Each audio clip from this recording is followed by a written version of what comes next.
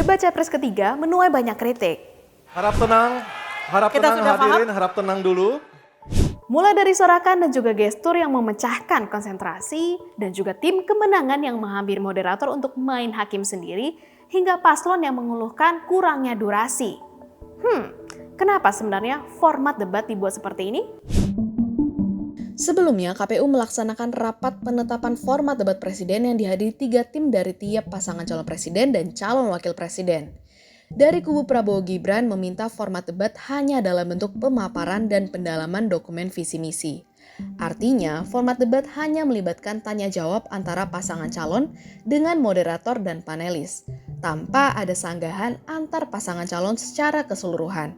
Jika melihat skema debat pemilu tahun 2014 dan 2019, di 2024 memiliki format debatnya sendiri tanpa ada format debat gabungan. Dengan format saat ini, masyarakat lebih riuh dengan pelanggaran-pelanggaran aturan yang ada selama berjalannya debat. Pendukung yang tak mengikuti aturan juga menjadi unsur yang dibicarakan. Diksi-diksi baru juga menjadi viral.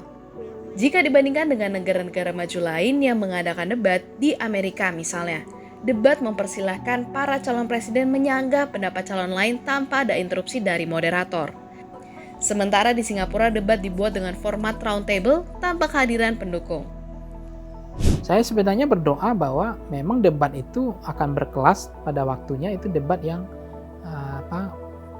debat dengan tarung terbuka gitu ya. Maksudnya tarung bebas, maksudnya biar saja mereka berdebat bertiga gitu.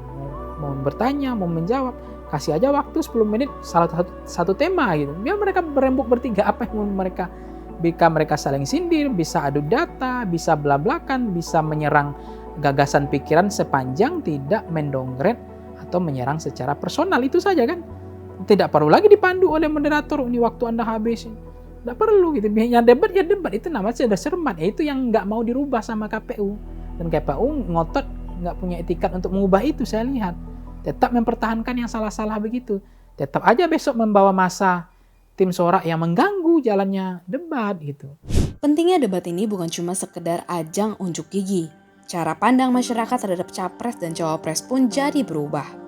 Di media sosial X yang sebelumnya bernama Twitter, pendiri Drone Emprit Ismail Fahmi mencatat pembicaraan netizen tentang Anies Baswedan mencapai 429.000, mengungguli Prabowo yang dimention 396.000 dan Ganjar sebanyak 329.000. Nah, sentimen positif netizen terhadap Anies jauh lebih tinggi dibanding Prabowo maupun Ganjar.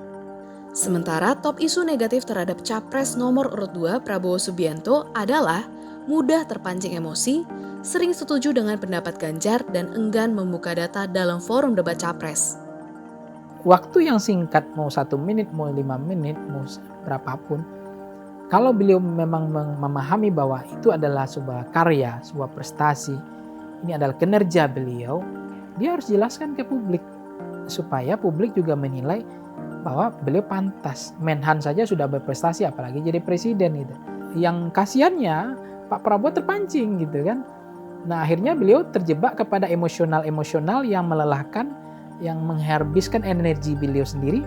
Akhirnya lupa beliau menyampaikan prestasi, mensosialisasikan kinerja dan keberhasilan beliau. Pertanyaan-pertanyaan yang diajukan dalam debat kemarin juga mengundang komentar dari Presiden Republik Indonesia Joko Widodo.